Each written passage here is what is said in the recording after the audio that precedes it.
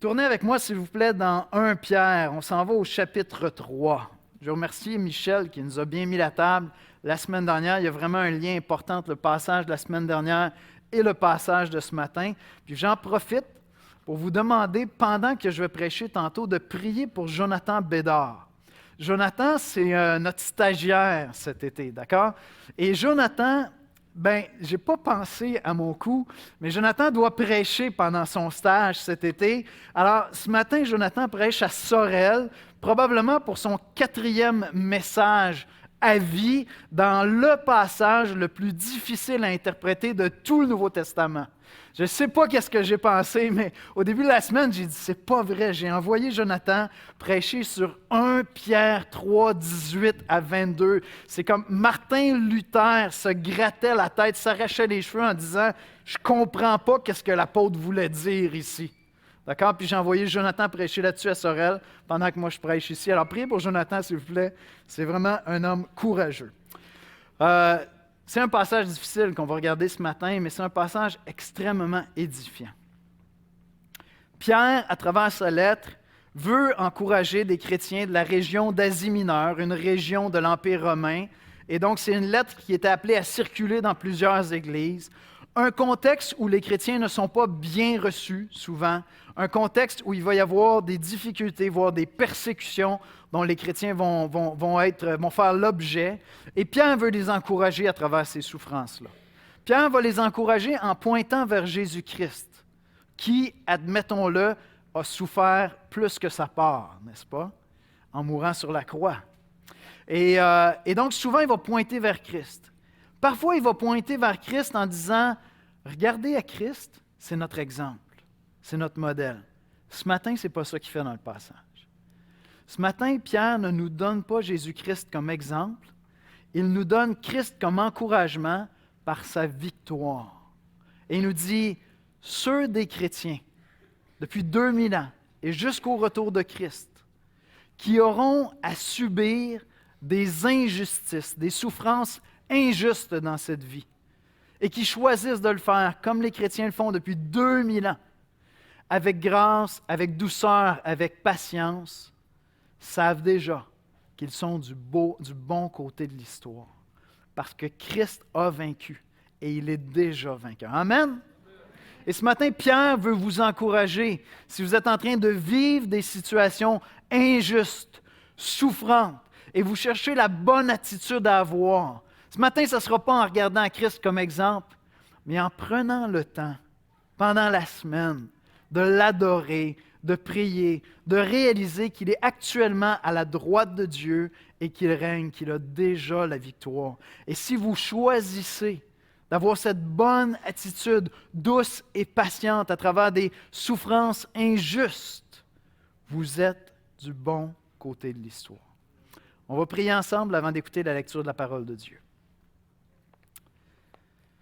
Seigneur Jésus, ce matin, on est assemblés en Église pour chanter tes louanges, pour reconnaître dans nos cœurs, Seigneur, on prend ce moment d'arrêt dans la semaine pour te célébrer, pour t'élever dans nos cœurs, pour t'élever par nos chants, pour t'élever par nos voix, pour apprécier ce matin, Seigneur, peser le poids de ta gloire, de ta victoire, Seigneur, pour replacer les choses dans le bon ordre, dans notre esprit, dans notre cœur, repositionner des souffrances peut-être injustes qu'on a à souffrir, Seigneur, dans des relations, dans des difficultés de la vie. Et prendre courage, retrouver l'espoir, être rempli de foi et d'espérance, parce que nous savons déjà, Seigneur, que nous sommes du bon côté de l'histoire. Seigneur, je veux te demander de venir faire une œuvre puissante par ton Esprit Saint dans nos cœurs. Viens appliquer cette parole à nos âmes, Seigneur. Et si quelques personnes parmi nous ce matin est arrivée découragée, désespérée, viens, Seigneur, viens remplir cette personne, Seigneur, d'espoir en toi et de foi, afin qu'elle puisse traverser les épreuves de la vie avec une joie et une paix qui ne s'explique que par la foi en toi. par cet engagement ferme à fixer les regards sur toi, non sur nous-mêmes, Seigneur. C'est en Jésus-Christ qu'on te prie. Amen. On va écouter la lecture de la parole de Dieu. La lecture de ce matin est tirée de 1 Pierre, au chapitre 3, les versets 17 à 22. Je vais lire la nouvelle édition Genève. 1 Pierre, chapitre 3, les versets 17 à 22. Car il vaut mieux souffrir, si telle est la volonté de Dieu, en faisant le bien qu'en faisant le mal. Christ aussi a souffert une fois pour les péchés, lui, juste pour des injustes, afin de nous amener à Dieu.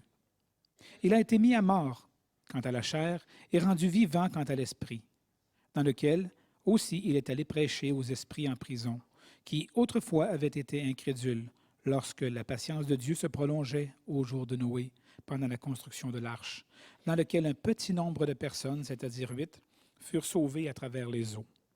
Cette eau était une figure du baptême, qui n'est pas la purification des souillures du corps, mais l'engagement d'une bonne conscience envers Dieu, et qui maintenant vous sauve, vous aussi, par la résurrection de Jésus-Christ.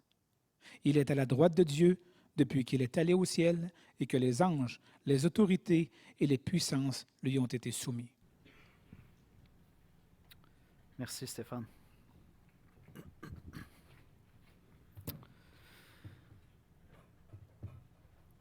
Alors, on vit dans un monde où on va tous subir des injustices. C'est indéniable, c'est certain, c'est une absolue certitude, si je peux dire ça.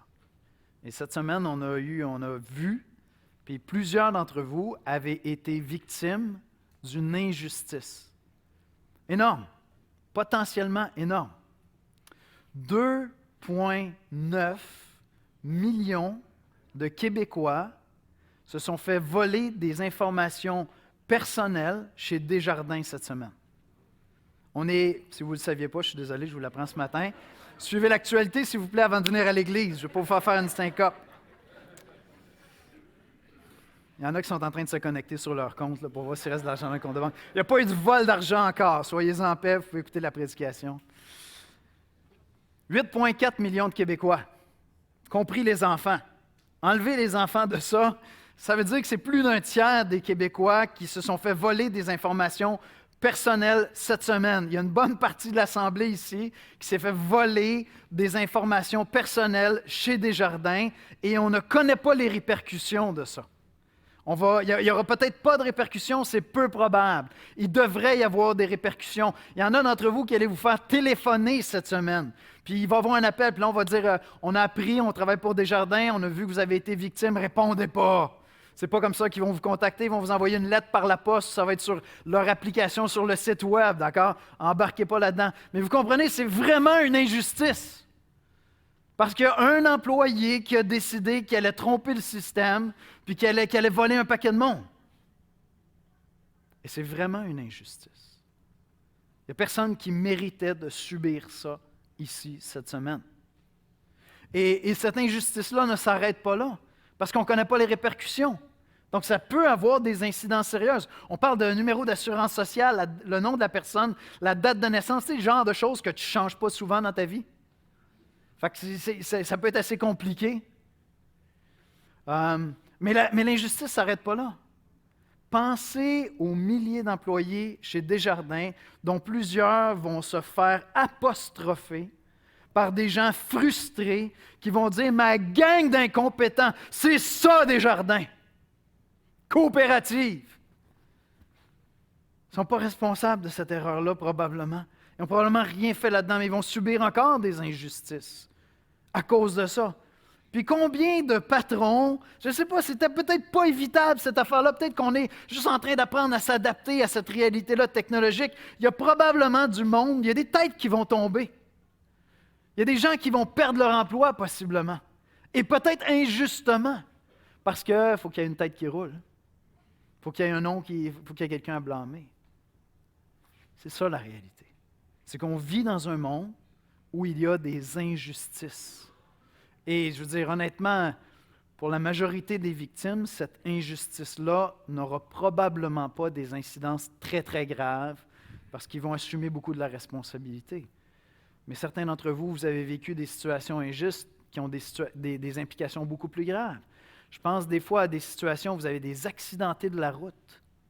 Puis vous êtes dans un dossier avec la SAQ, tout ça, puis il y a de l'abus, alors ils se protègent, puis là vous êtes dans une situation où vous êtes mal jugé, puis des fois vous allez traîner des problèmes de santé parce que les coûts seraient tellement chers que vous ne pouvez pas vous les payer, mais il y a eu un mauvais jugement à votre égard, un jugement injuste. Là, ça commence à devenir pas mal plus personnel comme souffrance. Et toutes les souffrances injustes qu'on va vivre tout simplement dans des relations personnelles les uns avec les autres.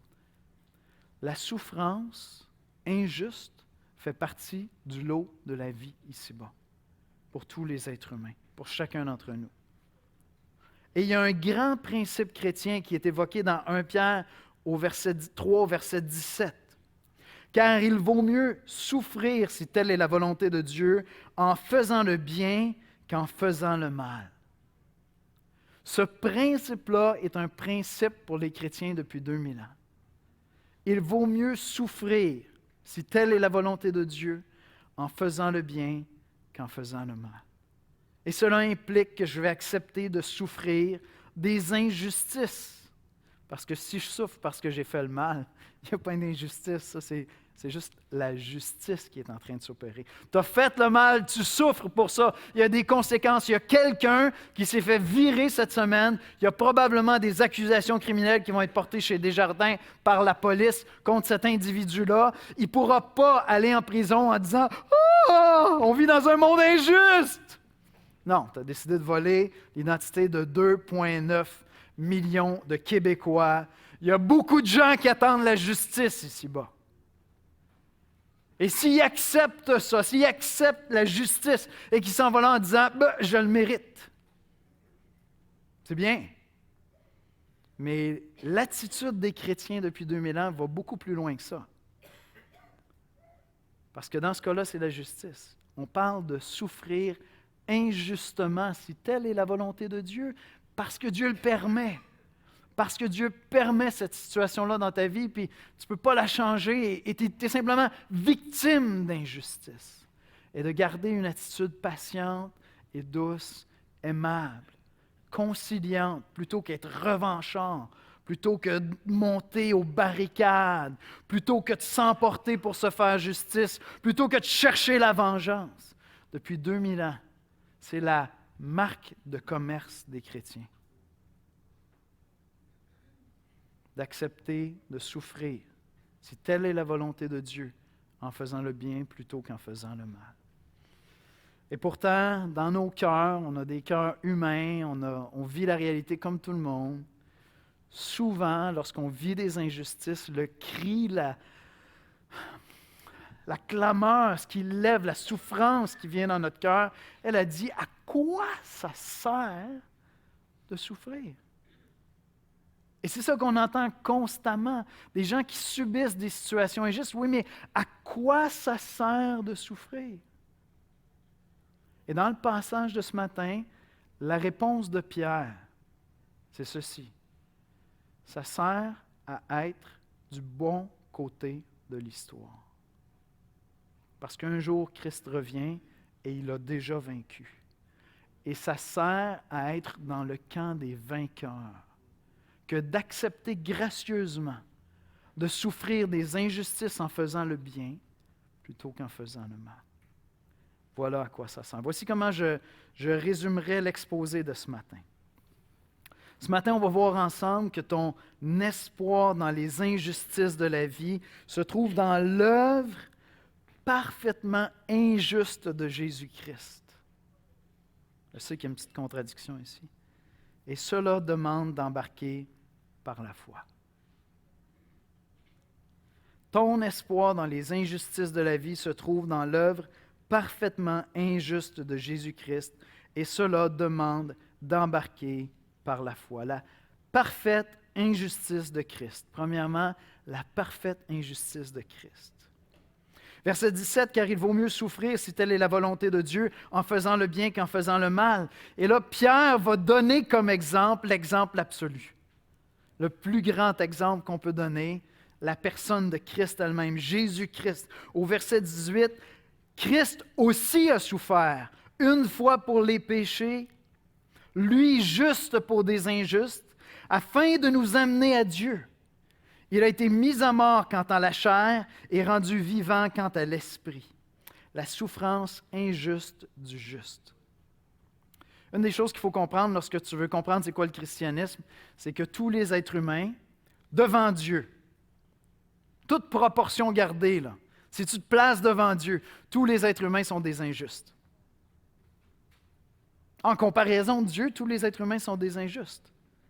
Parce que Dieu est saint, parce que Dieu est parfait, parce que Dieu est juste, et on a tous commis des injustices. Alors nous sommes tous des injustes ici. Et si tu n'es pas en mesure de reconnaître ça, tu ne pourras jamais saisir l'Évangile. Tu ne comprendras jamais le Dieu de la Bible.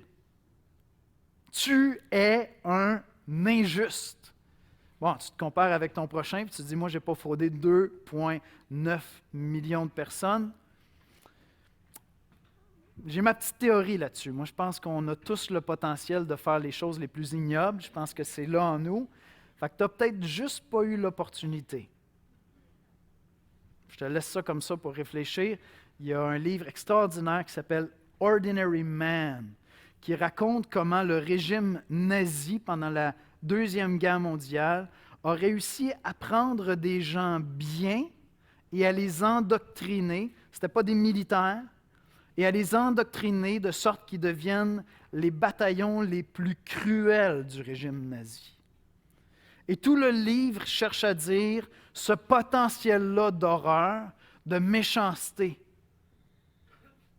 Le péché, la Bible appelle notre nature pécheresse, est là dans chaque être humain, en chacun de nous. Alors, pour comprendre le christianisme, pour saisir la bonne nouvelle de ce que Jésus-Christ est venu faire, ça me demande premièrement de reconnaître qu'on est tous des injustes.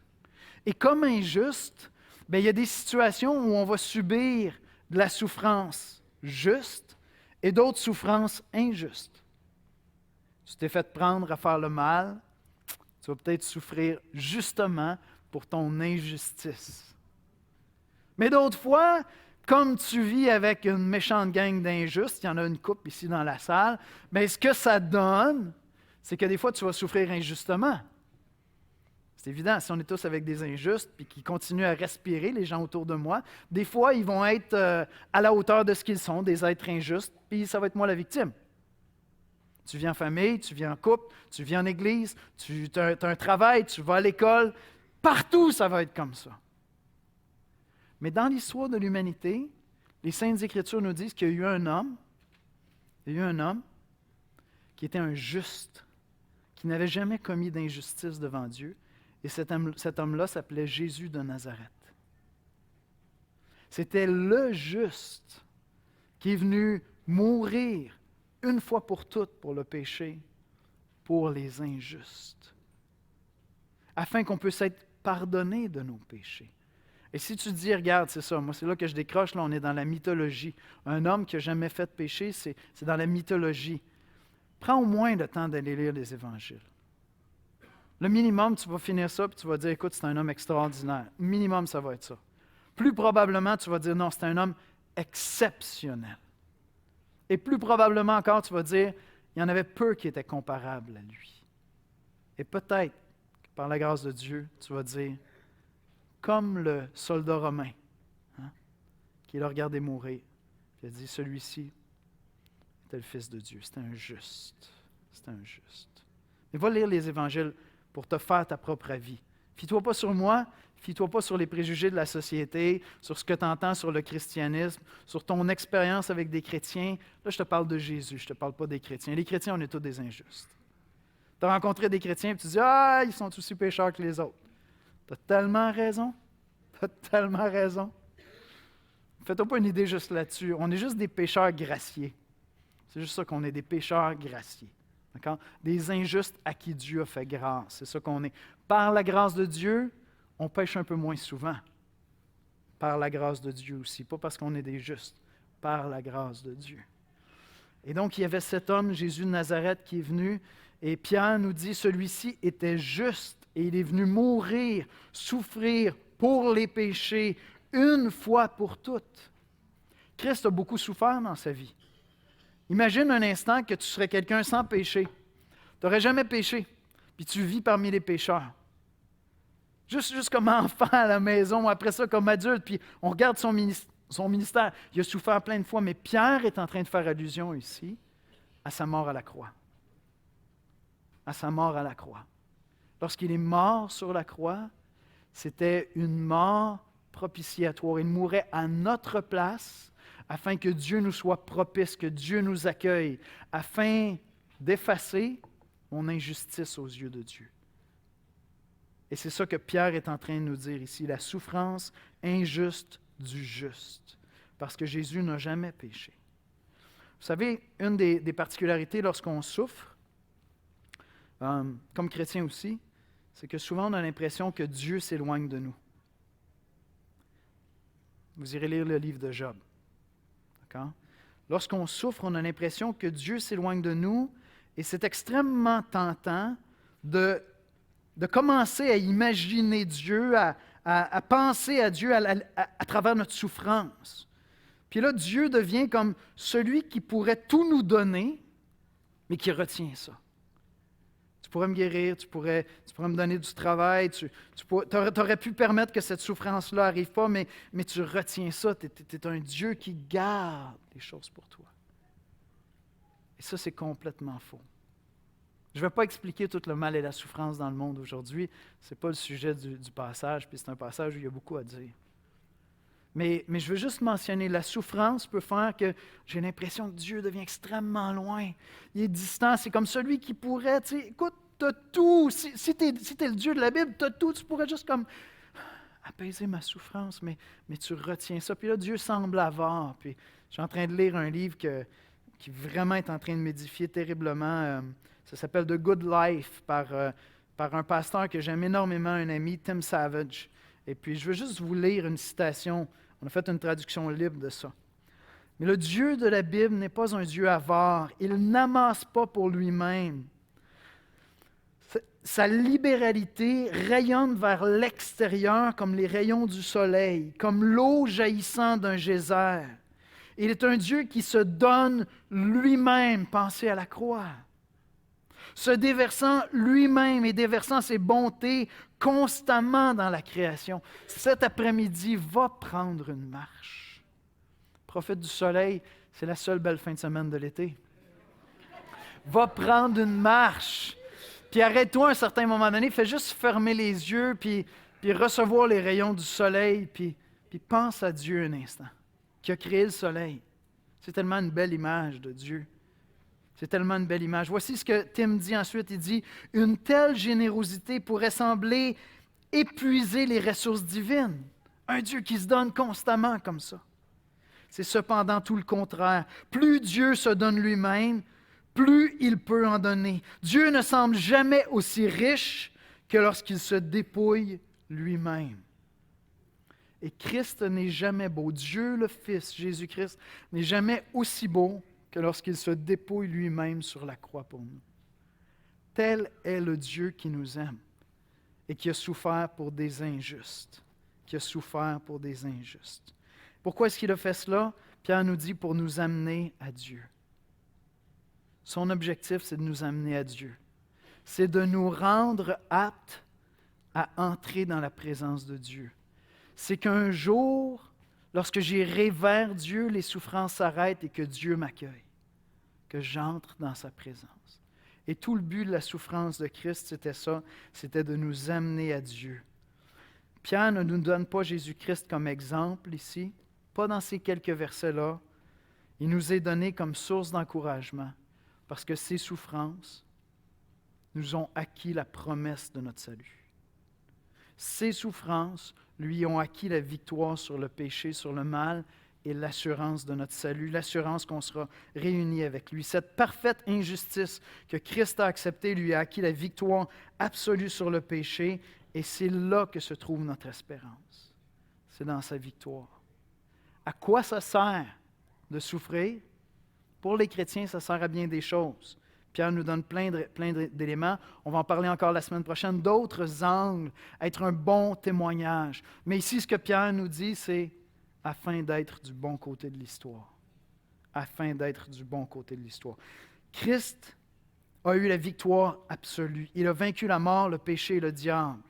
Au verset 18, Christ aussi a souffert une fois pour les péchés, lui juste pour des injustes, afin de nous amener à Dieu. Il a été mis à mort quant à la chair et rendu vivant quant à l'esprit. Christ a souffert plein de fois dans sa vie, mais une fois pour le pardon de nos péchés, c'est sur la croix. Puis ensuite de ça, il est ressuscité d'entre les morts.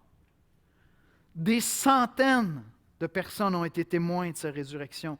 La majorité des apôtres sont morts martyrs pour défendre cette déclaration de foi-là.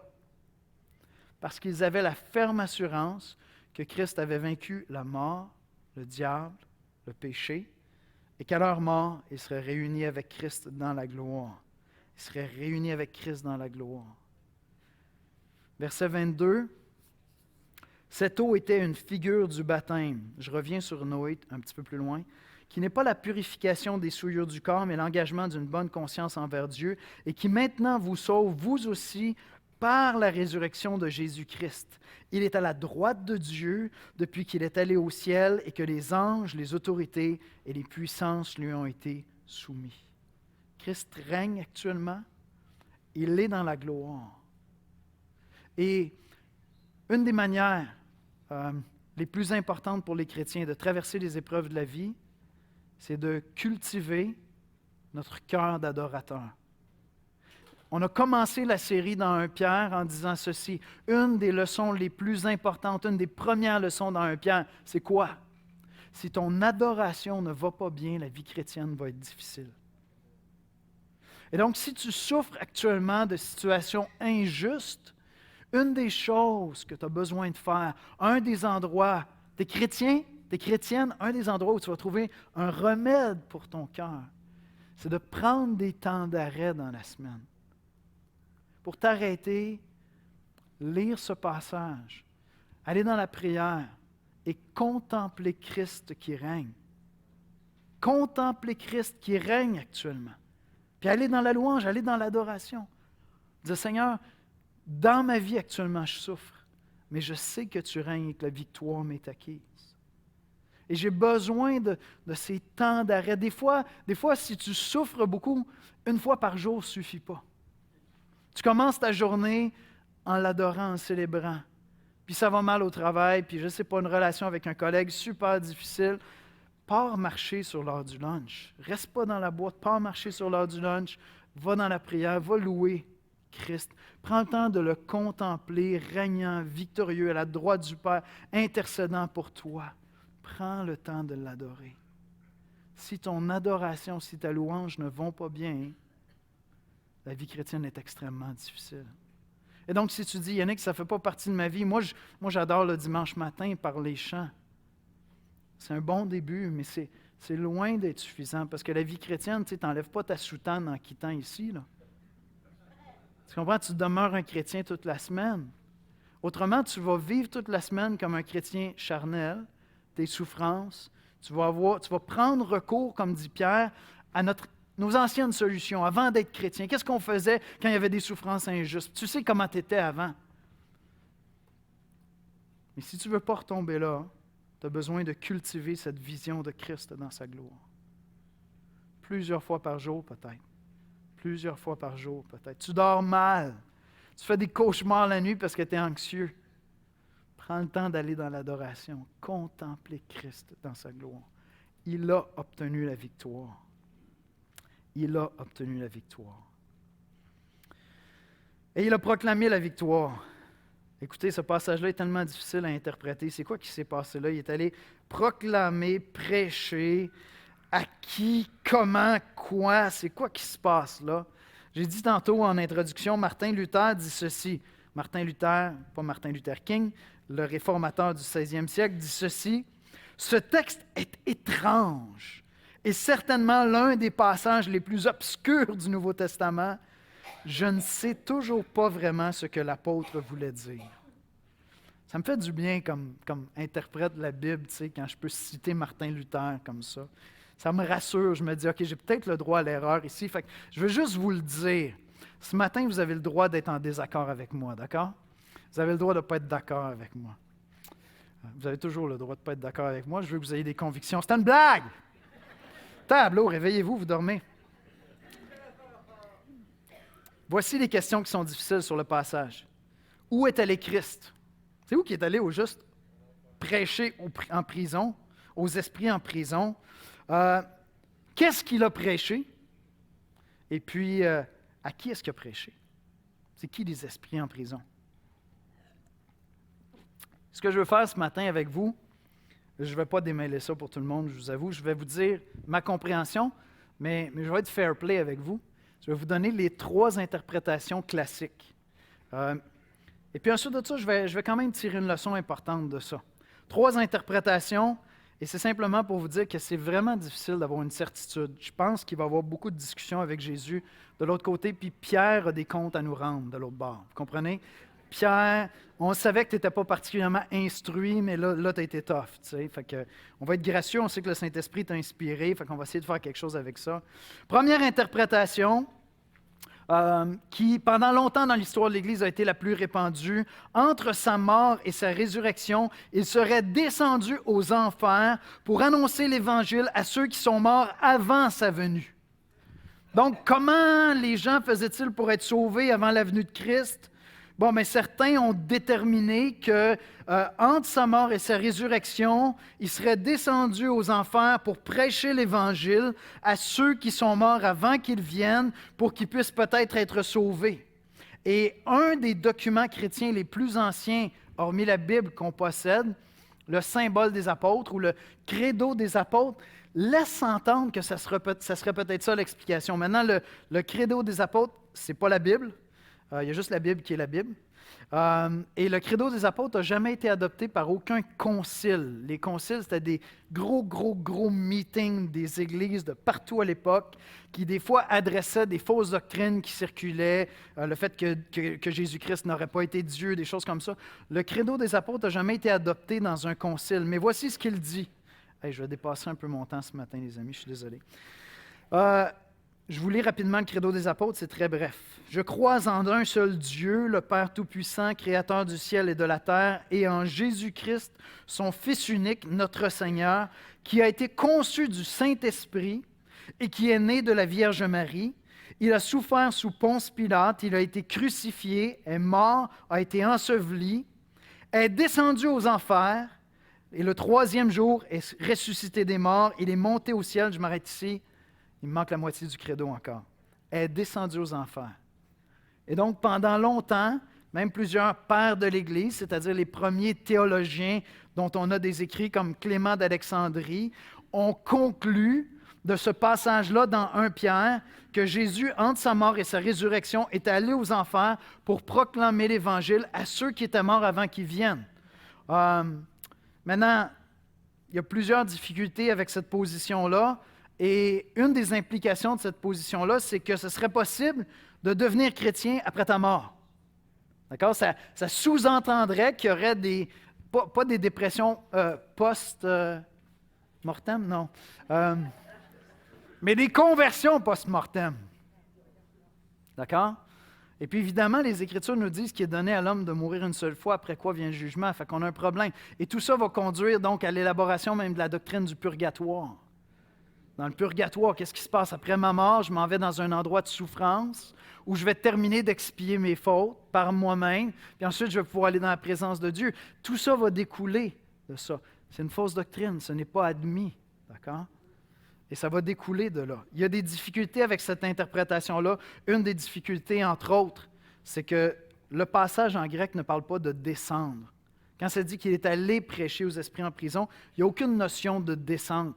Ça fait un peu partie de la mythologie de dire que les enfers sont en bas. Tu sais.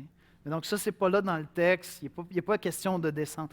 Dans le passage, c'est dit qu'il est allé prêcher aux esprits en prison, mais le langage en grec qui est là n'a aucun mot qu'on connaît pour des notions d'enfer ou de lieu de souffrance. Le shéol, l'hadès, c'est des mots grecs, ne sont pas là dans le texte non plus. Fait que c'est vraiment de lire le texte et de dire, je pense que c'est de ça que ça parle, mais le texte n'est pas évident. Il ne va pas de manière évidente dans cette direction-là. D'accord?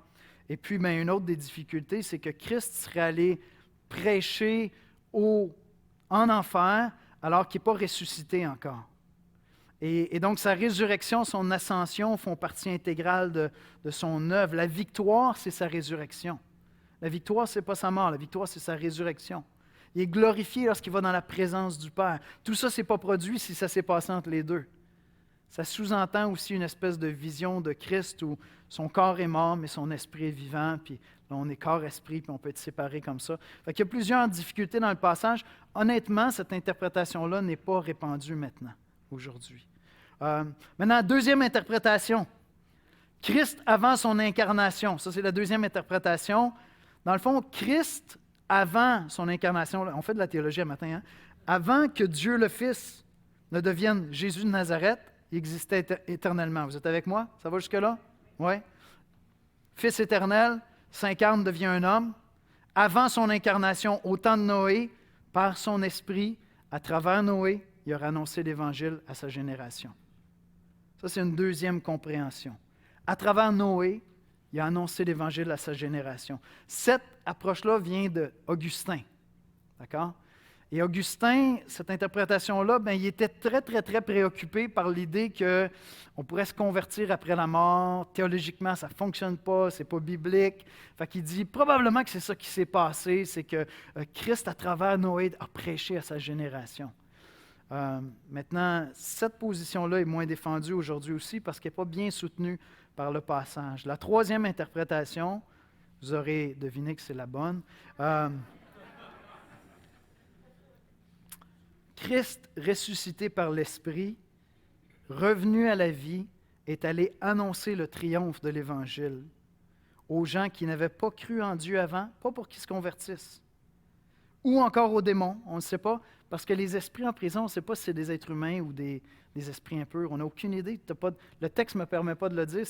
Le mot grec qui est là est plus souvent utilisé pour des démons que pour des êtres humains, que pour l'esprit que nous, on a. Donc, Christ ressuscité par l'Esprit, revenu à la vie, est allé annoncer le triomphe de l'Évangile, soit aux gens qui n'avaient pas cru avant, mais comme une proclamation pour dire, vous voyez, c'est ça la réalité, c'est que le mort a été vaincu, non pas qu'il pouvait se convertir, mais pour déclarer devant tous ou devant les esprits impurs, les démons qui avaient rejeté Dieu. Et ça ferait un lien avec la fin du passage, où Christ est assis à la droite de Dieu et il a toute autorité. C'est ma compréhension du texte.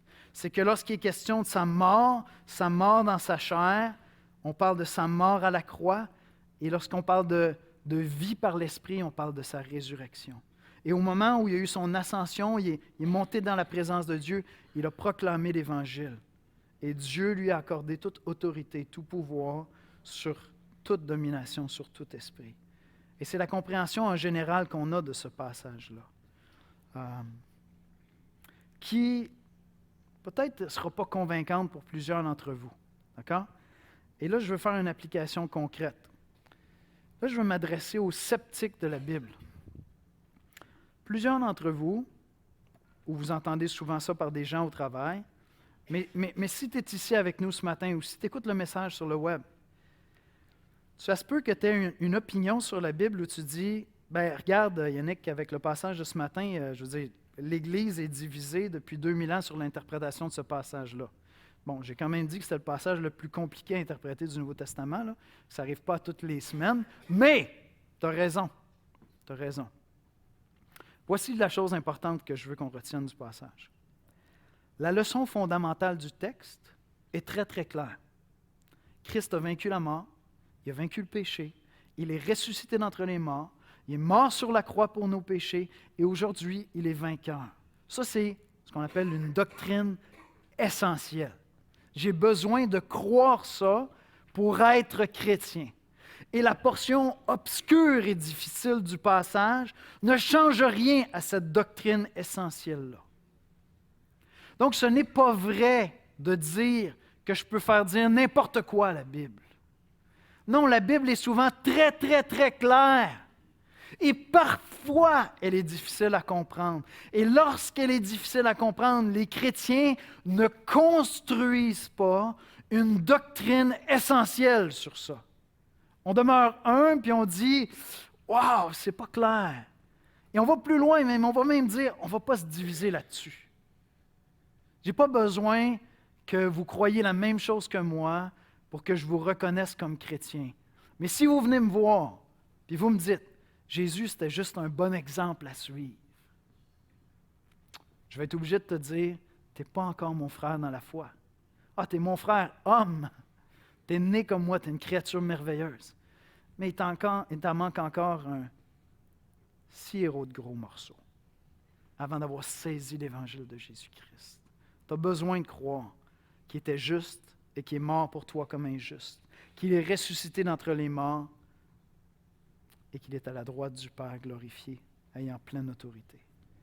Fait que je veux vous encourager, si vous êtes sceptique et vous dites la Bible, on peut y faire dire n'importe quoi, des fois il y a des passages difficiles, mais aucun enseignement important du christianisme n'est construit sur un passage obscur. C'est pour ça que lorsque l'Église catholique a élaboré en partie sur ce verset-là toute la doctrine du purgatoire, l'Église chrétienne a dit non, ça ne marche pas cette affaire-là. C'est un passage obscur, il est difficile. Regarde, il y en a qui est tout mêlé en avant-matin. On ne va pas construire une doctrine là-dessus. Je crois personnellement que c'est la résurrection de Christ, son ascension, et il est allé proclamer devant tous, ceux qui sont avec Dieu et ceux qui sont contre Dieu, la victoire de l'Évangile. C'est ça que je crois. Et je termine avec un dernier point. Parce que ce qui est important, c'est la réponse que nous, on a donnée à ce passage-là. Le pas de foi qui remplit ma vie d'espérance. Verset 20, au jour de Noé, pendant la construction de l'arche, dans laquelle un petit nombre de personnes, c'est-à-dire 8, furent sauvées à travers l'eau. Cette eau était une figure du baptême qui n'est pas la purification des souillures du corps, mais l'engagement d'une bonne conscience envers Dieu et qui maintenant vous sauve, vous aussi, par la résurrection de Jésus-Christ. Pourquoi Pierre parle de Noé ici? Bien, juste une petite information historique intéressante. On a retrouvé des pièces de monnaie de l'Empire romain, de la région d'Asie, de cette époque-là, qui nous aident à comprendre. On le sait déjà parce qu'il y avait quelques récits autour de Noé extra-bibliques, des récits qui ne viennent pas de la Bible, qui circulaient en Asie mineure à l'époque. Mais on a retrouvé des pièces de monnaie à l'effigie d'un côté de l'empereur romain, puis de l'autre côté de Noé et sa femme. Et donc, dans la littérature juive, le personnage le plus connu à l'époque dans cette région-là était probablement Noé. D'accord? C'est quand même une figure incroyable, comme tout le récit du déluge. Et probablement que Pierre a décidé de prendre cette image-là, entre autres pour ça, parce que ça les interpellait. Comme Paul va s'adapter lorsqu'il va à Athènes, les gars s'adaptaient là où ils étaient, là où était leur champ missionnaire. Mais il y a une autre raison pour ça. C'est qu'on a ici une figure du baptême. On a ici une figure du baptême. Voyez-vous, Noé, comme l'Église à l'époque, faisait partie d'un petit groupe de personnes, 8, qui ont cru en Dieu alors que tout le monde ne croyait pas en Dieu, et qui ont décidé d'avancer par la foi en Dieu. Lorsque Dieu leur a dit « Je vais juger les hommes parce qu'ils sont méchants », ils me méprisent et ils se méprisent les uns les autres. Ils me rejettent et ils se détruisent les uns les autres. Et je vais juger l'humanité. Et Noé faisait partie de ce petit groupe de personnes, comme les chrétiens à l'époque de Pierre étaient un petit nombre de croyants. Et Noé a décidé de faire un pas de foi, construire une barque, un navire énorme pour survivre au jugement de Dieu. Et donc, Pierre est en train de dire, un autre jugement va venir sur les hommes. Un autre jugement va venir sur la terre entière. Au retour de Christ, l'humanité va être jugée. Maintenant, tu as un choix à faire, comme Noé a eu un choix à faire. Tu as à choisir si tu vas embarquer dans la foi en Jésus-Christ ou si tu n'embarqueras pas. Voyez-vous, lorsque on se fait baptiser, la semaine dernière, on a eu un baptême, la semaine précédente, on a eu un autre baptême. Ce n'est pas un geste qui nous purifie de nos péchés. C'est l'œuvre de Christ qui nous purifie de nos péchés. Mais c'est l'engagement d'une bonne conscience, libre, volontaire. C'est pour ça qu'on ne baptise pas des bébés. C'est pour ça qu'on ne baptise pas des jeunes enfants. C'est l'engagement d'une bonne conscience envers Dieu à placer ma foi en Jésus-Christ, dans son œuvre. Et autant Noé passait pour un fou à son époque, de construire ce navire au beau milieu de nulle part, attendant le jugement de Dieu, annonçant, proclamant qu'il y a un jugement qui s'en vient. De la même manière, lorsque je décide de croire en Jésus-Christ, je fais ce pas-là de foi. De vivre comme un fou peut-être pour mon époque, d'accepter de souffrir des souffrances injustes, de ne pas être revanchard, de ne pas être en train de me venger constamment, de ne pas être constamment hargneux contre les injustices de la vie, mais d'avoir cette assurance dans mon cœur que si j'ai à subir des souffrances injustes dans cette vie, j'ai placé ma foi dans celui qui a déjà acquis la victoire pour moi. Et j'embarque dans la vie chrétienne, j'embarque avec Noé, en proclamant publiquement, par mon baptême, ma foi en Jésus-Christ.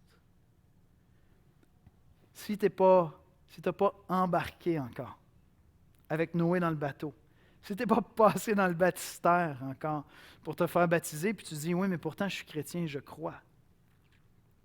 Engage ta conscience librement devant cette assemblée. Demande à être baptisé. On va t'accompagner, on va te préparer, on va clarifier si tu comprends bien l'Évangile, qu'est-ce que Christ a fait. Ça ne sauve pas cette affaire-là. Ce qui sauve, c'est Christ et notre foi en lui. Mais c'est notre engagement de foi. Puis ensuite de ça, on va te tenir redevable de cet engagement de foi. Puis on va le faire avec toi.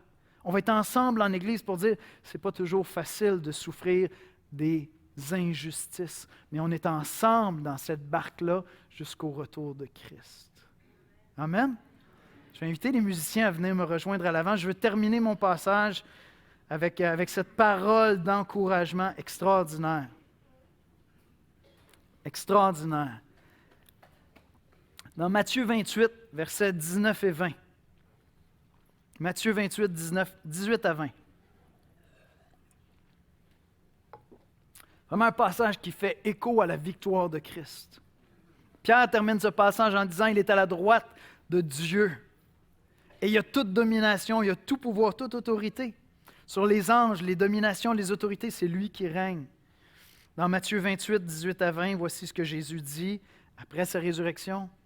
Jésus s'étant approché leur parlant ainsi, « Tout pouvoir m'a été donné dans le ciel et sur la terre. Allez, faites de toutes les nations des disciples, les baptisant au nom du Père, du Fils et du Saint-Esprit, et enseignez-leur à observer tout ce que je vous ai prescrit. Et voici, je suis avec vous tous les jours jusqu'à la fin du monde. » C'est sûr que cette semaine, tu vas peut-être subir des injustices. C'est probable que certains d'entre nous vivent des injustices cruelles. On n'est pas en Chine, on n'est pas persécuté comme si on était chrétien en Iran. Mais il y a des injustices parce qu'on vit au milieu des injustes et nous-mêmes, on en fait subir aux autres. Il y a des injustices parce qu'on vit ici-bas. Et certains d'entre vous, vous êtes dans des endroits où cela implique énormément de souffrance. Beaucoup de souffrance. Maintenant, ce que Pierre te dit ce matin, regarde pas à Christ comme l'exemple à suivre. Pas ce matin. Regarde à Christ comme celui qui a vaincu. Celui qui est ressuscité, celui qui te prépare une place. Et embarque par la foi. Suis-le par la foi, parce qu'il revient bientôt. Il revient très bientôt. On va prier ensemble. Seigneur Jésus, ce matin, on veut t'adorer. Ce matin, on veut te célébrer. On veut élever ton nom en Église. On veut élever ton nom dans nos cœurs par nos chants, Seigneur. On veut reconnaître que tu es Seigneur. On veut reconnaître que tu as vaincu la mort, le péché, le diable, Seigneur. Et Seigneur, par la foi, on veut considérer des situations de souffrance que nous vivons. Des situations parfois injustes, parfois cruellement injustes, Seigneur. Et on veut les considérer par la foi, en reconnaissant que toi, tu as vaincu, que toi, tu as gagné, Seigneur. En reconnaissant que tu es mort sur la croix, non seulement pour nous donner un exemple, mais premièrement pour payer pour des injustes dont je suis, Seigneur. Toi le juste, afin que nous soyons amenés à Dieu, Seigneur. Seigneur, je te prie de fortifier mes frères et sœurs qui souffrent et qui peut-être ont perdu leur joie, ont perdu leur paix, ont perdu cette attitude tellement gracieuse, caractéristique des chrétiens dans la souffrance, Seigneur.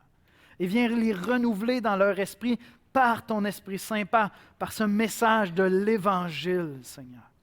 Et si quelques personnes sont sceptiques, convainc-les qu'un juste est mort à la croix pour eux injustes, afin qu'ils puissent être sauvés et amenés à Dieu. C'est en son précieux nom que nous prions. Amen. Amen.